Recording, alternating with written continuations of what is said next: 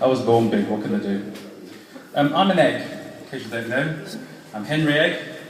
I have a website. I've also got a Facebook. People Get Eggs. The most recent was our dear friend Andy. And I decided to write kids' books because I got sick to death of going home reading the same sort of books for my kids. My kids are still now 25, 22, but they're still kids. And I still continue writing books. And all the profit goes to different various charities, children's liver disease. The one I'm going to read to you all goes to cure leukemia. They're all first editions. This was a 1,000 edition, there's about 50 left. So, if you're interested after I've read it, the pictures are brilliant. I can't do a presentation. You'll have to use your imagination till you have a look afterwards. And thank you for the time now, just in case you don't like it. The Adventures of Shelly Egg by me, Lee Benson, and my great colleague who illustrated, Gary Craven, who couldn't be here tonight on the grounds I didn't tell him. Once upon a time, there was a fridge. And in the fridge, there was a box. And in the box, there were 5 eggs. There used to be 6, but the first book sold out.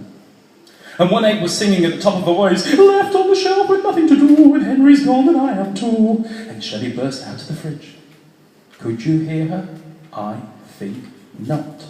So she landed on a skateboard that cruised its way out of the kitchen. The beat was cool, the sound was hot, and Shelly sang at the top of her voice. Could you hear her? I think not. The skateboard stopped with a crash, and Shelly was hurled through a very small hole in the very dark door. The sound was pouring out all around her. Oh, I love it. This tune goes right through my yolk. The beat was cool, the sound was hot. Could you hear her? I think not. The pianist threw open the piano lid. Shelly was hurled past the drummer and the bass player, and the mean bouncer threw her out of the club and shouted, "Don't come back." She landed on the record deck, spinning and grooving to the sound of the street, and everyone danced as Shelly sang. The beat was cool and the sound was hot. Could you hear her? I think not. Shelly flew into the subway, rolled down the escalators, and landed in a warm, soft, smelly flat cup. A harmonica, a guitar, cymbal, and drum echoed throughout the tunnel. Shelly just had to sing. The beat was so cool and the sound was hot. Could you hear her? She's an egg. I think not. The busker threw his cap into the train. "There's only room for one of us to sing," he said. There was nobody in the carriage. Diddly-dum, diddly-dum. "Wow," said Shelly, "I can sing to this. Diddly-dum, diddly-dum. The beat was cool. Diddly-dum. The sound was hot. Diddly-dum. Could you hear her? I think not. Diddly-dee." And 403 miles later, the train stopped still. "Catch this, Jock!" And Shelly landed as Jock's bagpipes began to whine. "I can't sing to this," she said. There was no beat, the sound not hot. Could you hear her? I think not. Definitely, muck not.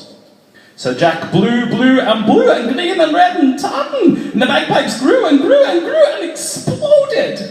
And Shelly landed on top of the wedding cake of Mr. and Mrs. McPlenty-to-be. She sang at the top of her voice. The guests were cool, the band was hot. Could you hear her? I think not. The cake toppled, tipping Shelly into the honeymoon suitcase, and it was dark and dark for ages and ages. Then all of a sudden, the case sprang open, and everything was thrown across the hotel floor, and Shelly was soared over the balcony. She went past the singing gondolier and landed the splatio right into his ice cream. "Oh, this is so romantical," she shivered. The ice cream was cool. The sound was hot. Could you hear her? I think not.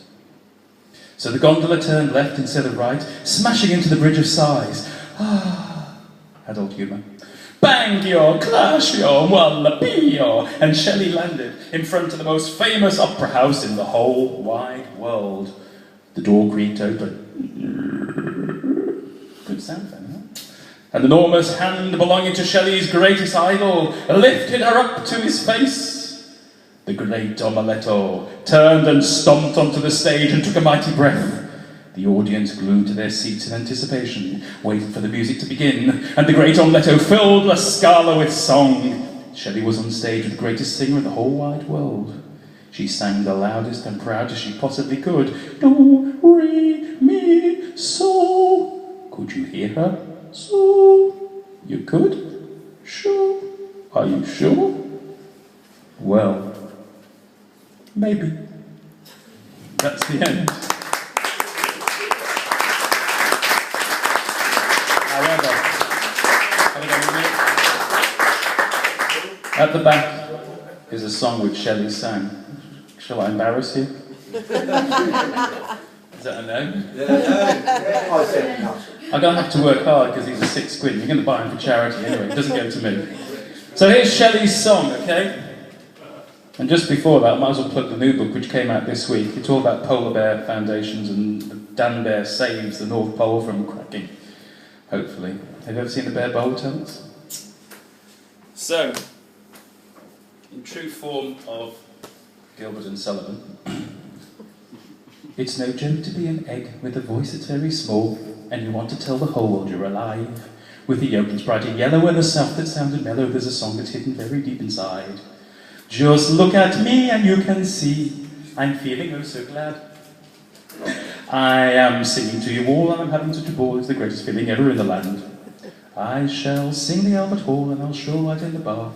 I'll rap with DJs late night on the streets. But the most important thing is continuing to sing, it's that everyone can hear me one and all. Just look at me and you can see that I'm feeling oh so glad. I am singing to you all and I'm having such a ball, it's the greatest feeling ever in the land. I've been frozen in the fridge, I've been stuck inside the box. It's been dark for simply far too long. But the light is right ahead and my heart is glowing red. There's a tune inside that's bursting in my shell. Thank you very much.